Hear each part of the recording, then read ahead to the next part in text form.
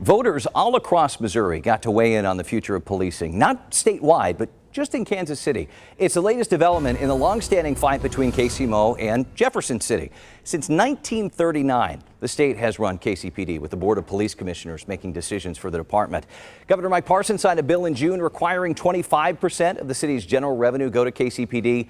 Couldn't go into effect, though, until voters signed off on amendment for Tuesday. And it's important to note here that the measure opens the door for other spending requirements in the future. Supporters were quick to react to the news of Tuesday's win. The group Missourians for Safer Streets put out a statement writing in part, the locally controlled Board of Police Commissioners led by Kansas City residents are empowered to equip and manage a well-funded Kansas City Police Department. They also called on Mayor Quinton Lucas to drop lawsuits against the state and support the will of the people. Important to note here, though, the people who voted are all of the voters of Missouri, as we said, deciding an issue that solely affects Kansas City, Missouri. He was mentioned, so we decided to have him on. Please welcome Kansas City, Missouri Mayor Quinton Lucas. You sit on the Board of Police Commissioners, as you know, but you've been a vocal opponent of this amendment. Are you surprised by the results at all? You know, I don't think anyone's surprised by the result. There was almost no money in terms of an opposition campaign. There was very little actually campaigning done from the no side. I think the way the ballot language was written, which did not mention Kansas City, did not really mention what it was all about, was meant to confuse the people of the state of Missouri. But I do think something interesting happened along the way. You see that in Kansas City, Missouri itself, the amendment failed.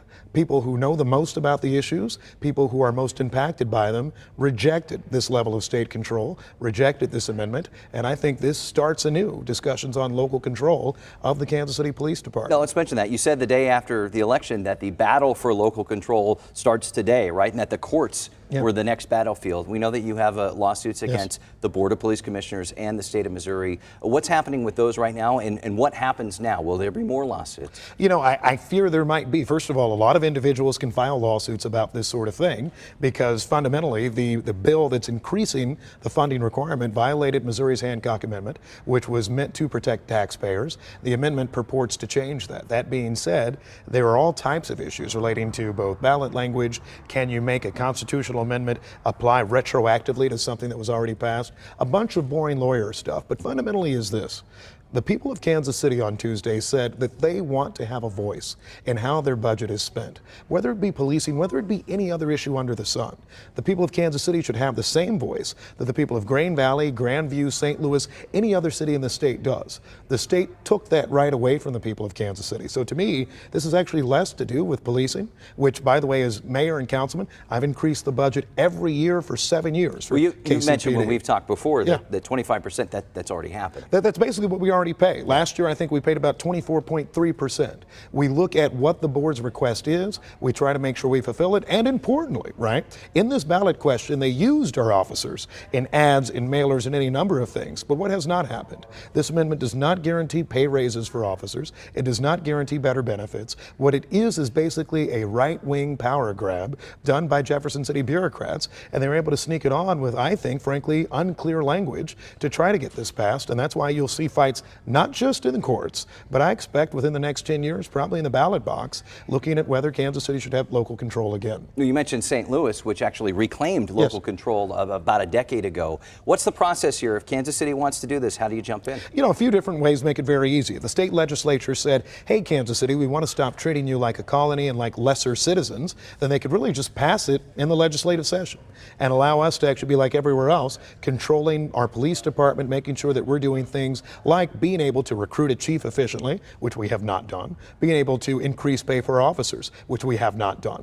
I think the next thing that would be important for us, though, if that does not happen, is a statewide ballot referendum. And that's the sort of thing where you got to get enough signatures to address all of those issues. It was done on Tuesday with a marijuana amendment, which passed in Missouri. I think, and something I've learned throughout this campaign, whenever I talk to people about what was going on, they said, why in the heck is that the case? Some people reached out and said, why are we all even voting on this if I live in Sikeston, Missouri?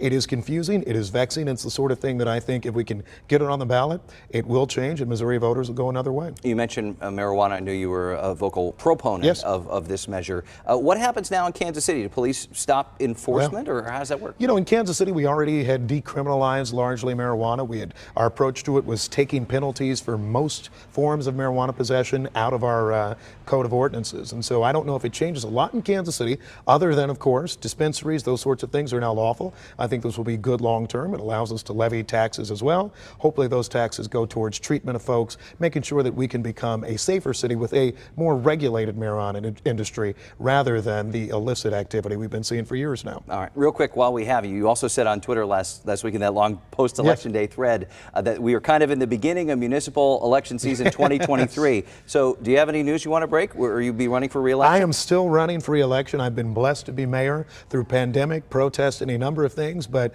I think we're doing well in Kansas City, passing money for affordable housing, bringing World Cups. It's a great time to be at Kansas City, and I'm lucky to be mayor. All right, well, we appreciate you coming on the broadcast today. Mayor Quinton Lucas, thank you so much.